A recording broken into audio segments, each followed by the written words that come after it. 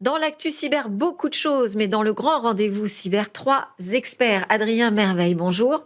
Vous Bonjour. êtes expert cybersécurité chez Checkpoint. En face de vous, François Deruty, bonjour. Vous êtes spécialiste de la menace cyber chez Sequoia. Et Cyril Chauvel est avec nous également. Bonjour Cyril, consultant en cyberconformité chez Advance. Et vous êtes membre de l'AFCDP, donc qui rassemble l'ensemble des métiers autour de la protection des données personnelles. Exactement. Alors, je voulais qu'on commence ensemble, Adrien, avec cette attaque qui présage d'une nouvelle menace qui nous arrive. La première attaque zéro clic, EcoLeak. Expliquez-nous ce qui s'est passé. Alors, EcoLeak, effectivement, il y a deux... alors déjà, c'est une vulnérabilité. Il n'y a pas eu une attaque, ça a été découvert dans un cadre maîtrisé, mais ils ont réussi à détourner, si on peut dire, l'usage... Alors, qui ils, déjà ? Alors, c'est une société spécialisée dans la cybersécurité et en particulier dans l'intelligence artificielle qui s'appelle IM Security. Ok. Et beaucoup d'éditeurs de solutions de cybersécurité ont des équipes qui vont un petit peu tester certains mécanismes. Par exemple, Checkpoint, nous, on a découvert des vulnérabilités sur des aspirateurs, sur des drones, sur des choses beaucoup moins rigolotes qui sont plus dans des environnements IT. Mais voilà, ça fait partie un petit peu du jeu d'avoir des équipes qui vont chercher à trouver des points faibles dans les technologies pour simplement... améliorer la sécurité globale des éditeurs. Essayer de prendre les devants, en fait, Exactement. pas juste de courir après les cybercriminels. D'ailleurs, quand on découvre ce type de vulnérabilité, on a un délai entendu avant de communiquer dessus. On prévient d'abord l'éditeur qui fournit la solution sur laquelle on a trouvé la vulnérabilité, et ensuite on la communique, mais après un certain temps, pour qu'ils aient le temps de préparer des correctifs de sécurité. Ouais. Exactement.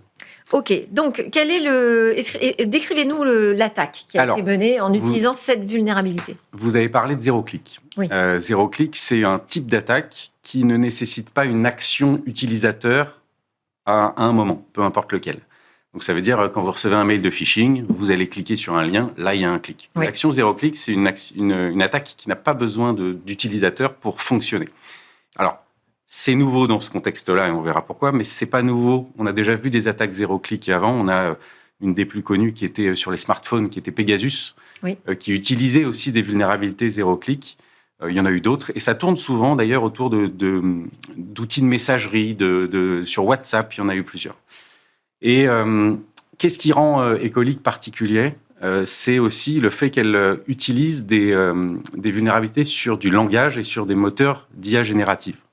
Et en fait, il y a un type d'attaque qui s'appelle le prompt injection, l'injection de prompt en français, qui consiste en fait à détourner les mécanismes de protection qu'ont les intelligences artificielles pour soit lui faire donner des données qui sont censées être confidentielles, ou alors lui faire des tâches qu'elle n'est pas censée faire, comme création de malware, par exemple. D'accord. Et donc, dans le cadre d'EcoLeak, il y avait des agents d'intelligence artificielle qui analysaient les mails reçus dans la messagerie d'Office 365, et ils ont injecté dans un mail un prompt qui a été interprété par ces agents d'IA et qui a du coup permis de récupérer de l'information confidentielle de la société qu'ils ont fait semblant d'attaquer. D'accord, ça fait un petit peu peur. Quelle a été la réaction et comment on trouve une parade à d'attaque possible sur ces grands modèles de langage et ces IA génératives qu'on utilise de plus en plus? Exactement, c'est le fond du problème, c'est qu'aujourd'hui on a une adoption massive de ce type d'outils. Même si on va beaucoup parler de risques et de menaces aujourd'hui, je pense que c'est fondamentalement quelque chose qui rime avec progrès. On avance dans le bon sens. C'est pas quelque chose de fondamentalement nouveau. On a déjà eu ce type de comportement avec notamment les Alexa, Siri, qui permettaient... Des assistants vocaux. Exactement, merci, le nom m'échappait. Des assistants vocaux qui permettaient en fait de provoquer des réponses et parfois donner de la donnée alors que c'était pas forcément idéal. Donc on a déjà eu ce type de menace avant, ce type de résultat. Ce qui est nouveau, en fait, c'est simplement la méthode. Au lieu d'attaquer un code, ici, on va vraiment attaquer avec du langage. Et c'est un petit peu nouveau, mais l'attaque en elle-même... On se sert de l'IA, on se sert du fonctionnement de ces grands modèles de langage. Ça ne va pas s'arranger avec la multiplication des agents, j'imagine. Qu'est-ce que vous voyez arriver comme nouvelle génération de cyberattaques, justement, François ? On n'a pas encore de cyberattaque qui pourrait représenter une grosse attaque d'un gros pays, par exemple, en disant à l'IA, fais-moi la même attaque que la Russie ou la Chine. C'est pas encore aussi simple que ça. En revanche, dès qu'on veut attaquer des gros volumes de données ou accéder, comme a dit Adrien, comme on fait tourner beaucoup de moteurs d'IA pour nous aider au quotidien, en tout cas beaucoup d'entreprises utilisent Copilot ou d'autres solutions pour traiter justement ce volume de mails, avoir des réponses synthétiques. Il y a beaucoup de tâches qu'on peut automatiser comme ça. Ces moteurs-là ont accès à de nombreuses données, donc ça devient une cible d'intérêt de les solliciter par les attaquants pour récupérer tout ce qui est données sensibles, informations financières, informations techniques. Et puis en plus, on ne met plus notre nez dedans, finalement. On sort un peu du jeu, donc on laisse faire les agents intelligents. Tout à fait. Ça nous rend un peu feignants. Oui. Ça, c'est le piège à éviter. On a moins de vigilance, peut-être. Ouais. Exactement. Donc on dit souvent que est-ce que les moteurs vont remplacer les analystes ou certains métiers. On est plusieurs à penser que ça ne remplacera pas les gens. Par contre, ceux qui s'en servent remplaceront sûrement ceux qui ne s'en servent pas. Ça, c'est fort possible, si on s'en sert bien. Donc, mais oui, les attaquants regardent tous les jours comment utiliser justement ces interfaces qui permettent, en un point d'entrée, si je résume, d'avoir accès à un volume de données énorme, j'allais dire sans que personne ne voit comment c'est rentré ou sorti, puisque c'est tout automatisé. Donc, Adrien, c'est pas complètement nouveau et tout ça. Donc, on a les parades aujourd'hui ? On a la publication qui a été évoquée, c'est justement une forme de parade, c'est tester des systèmes pour ensuite avertir les éditeurs avant, comme l'a dit Adrien, pour qu'ils aient le temps de corriger. Ouais. Donc ça, c'est le travail de tout un tas d'entreprises, dont Checkpoint. Oui, mais on corrige une faille, mais il y en a une autre qui s'ouvre ou qu'on n'a pas encore détectée. Bien sûr, c'est un petit peu la difficulté de faire de la cyber. Si on avait déjà le périmètre à sécuriser sans avoir de nouvelles surfaces d'attaque qui viennent s'intégrer, ça serait beaucoup plus on peut imaginer demain la création d'anti-malware qui prévoit ce type d'attaque. Il y a déjà des concepts actuels qui permettent un petit peu de se protéger. On parle du concept beaucoup de zéro trust depuis quelques années dans la cybersécurité. Dans l'intelligence artificielle, il y a du code qui va l'accéder à certains types de données. Par exemple, dans les moteurs d'IA génératifs, vous avez les données d'entraînement et vous avez les données qui vont arriver au quotidien par les utilisateurs. Normalement, ces deux catégories de données sont complètement isolées, hermétiques. Oui. Et les données d'entraînement ne doivent pas servir dans les réponses aux questions des utilisateurs. Des requêtes, oui. Et donc, c'est la segmentation, le contrôle d'accès de qui ou quoi accède à quelles données à quel moment fait partie un petit peu du concept du zéro trust. Et si on arrive à limiter ou à cloisonner correctement ça, déjà, c'est beaucoup de risques qu'on va enlever dans ce type de fuite de données, puisque dans le cas de E. coli, il y a eu une fuite de données involontaire. Alors, vous parlez du zéro trust. Moi, je ne sais pas comment on va vivre ce zéro trust à l'ère des lunettes intelligentes avec des caméras embarquées, à l'ère des caméras qui embarquent aussi des algorithmes d'IA et de reconnaissance automatique de mouvements de foule, on va dire. La reconnaissance faciale quand même qui perce de plus en plus dans la société, tous ces objets connectés qui nous entourent. En fait, la question que je me posais, c'est que reste-t-il de notre vie privée ? Alors, avant de répondre à cette question, peut-être un éclairage sur les caméras augmentées, par exemple, qui sont effectivement en grand développement. De nombreux acteurs aujourd'hui... Parce qu'on a découvert leur utilisation, en tout cas, on a légiféré sur leur utilisation pour les Jeux Olympiques, dans un cadre, on va dire, expérimental, ponctuel, mais finalement, ça s'est terminé, l'expérimentation. Non, elle est renouvelée, elle a été adoptée dans le cadre des JO 2030. Donc ça y est, maintenant on est dedans. On est dedans. Alors il y a eu déjà un rapport qui a été rendu au mois de janvier dernier sur les 8 cas d'usage qui étaient autorisés dans le cadre des JO, mais pas que, puisqu'il y avait aussi les manifestations d'ampleur qui étaient couvertes par ce sujet.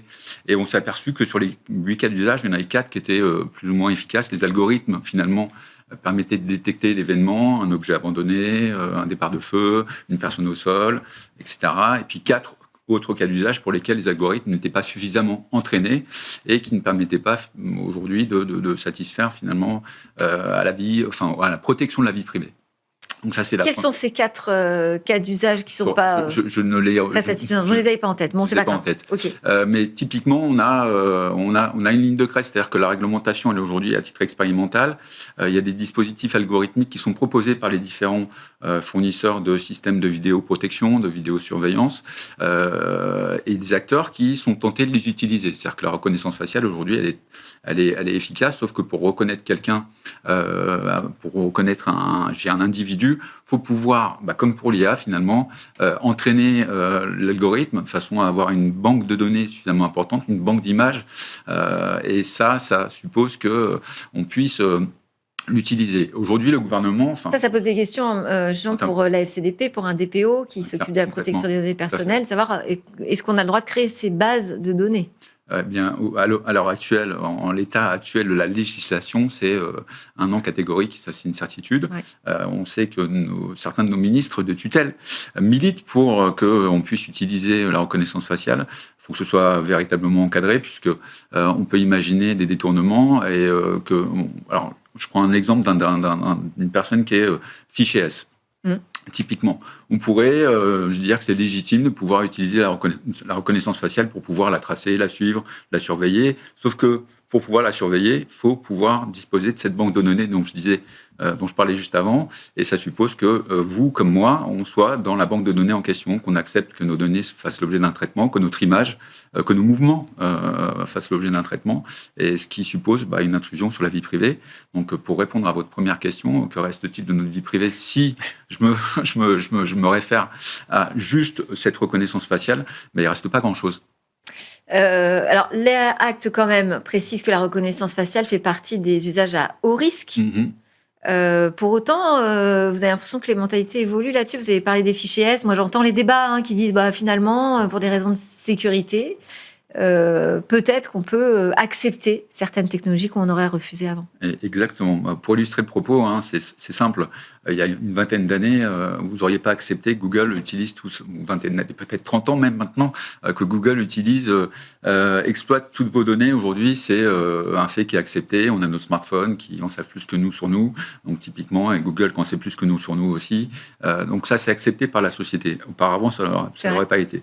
Donc effectivement, il y a je dirais que dans les communiqués, dans les médias, on prépare, je dirais, les citoyens à élever leur niveau d'acceptabilité de cette surveillance généralisée. Nous, on essaye de les préparer à être vigilants quand même sur ces sujets. Oui, tout à fait. Il faut les sensibiliser, mais on s'aperçoit bien que, au travers des dispositifs expérimentaux pour les JO, qu'on élève tout doucettement, mais sûrement, mais assurément, ce niveau d'intrusion, ce niveau de surveillance, ce qui suppose que demain, on puisse imaginer que la reconnaissance faciale soit utilisée, oui.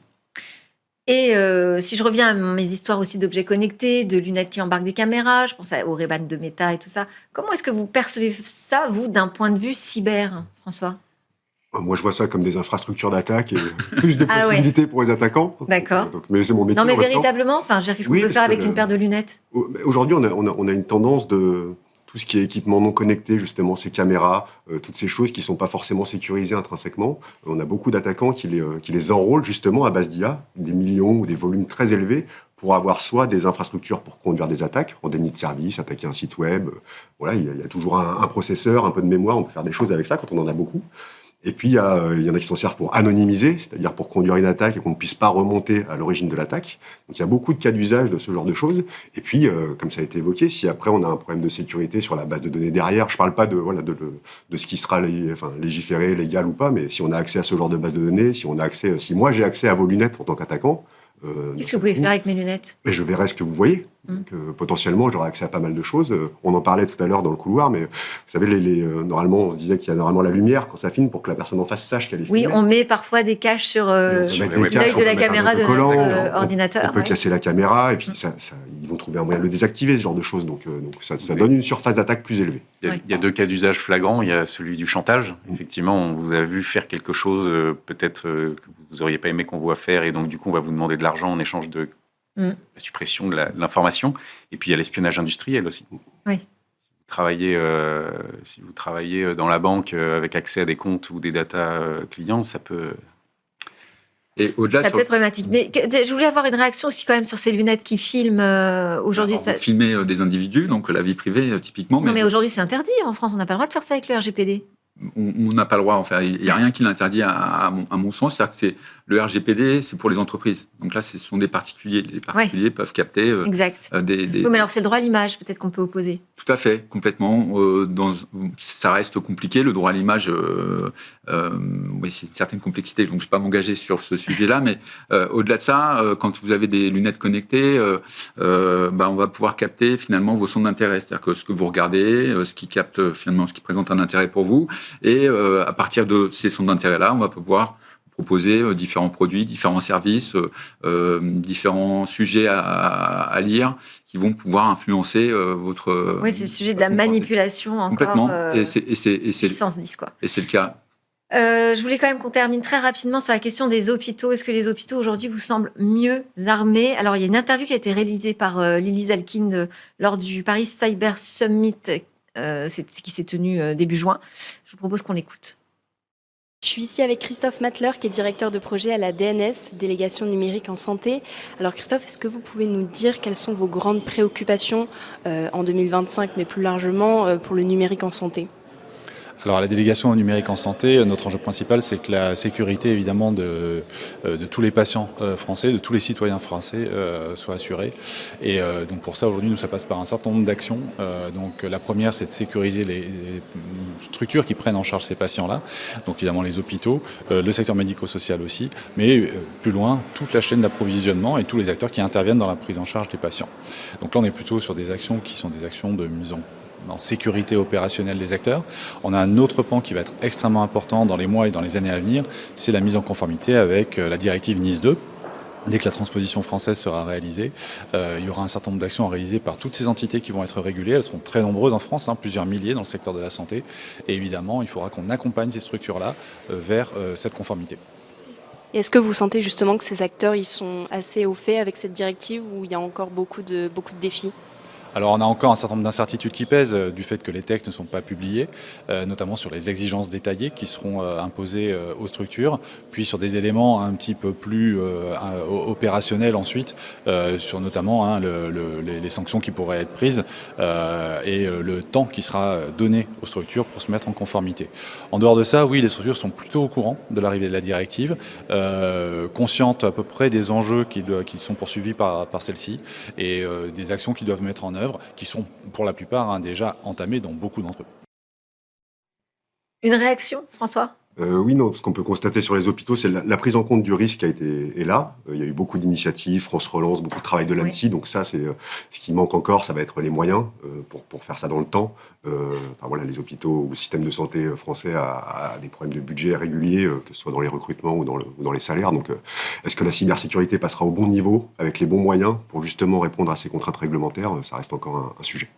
Merci beaucoup à tous les trois. Ça y est, c'est passé très vite. François de Ruty, je rappelle que vous êtes le patron de la recherche, du renseignement sur les cyberattaques chez Sequoia.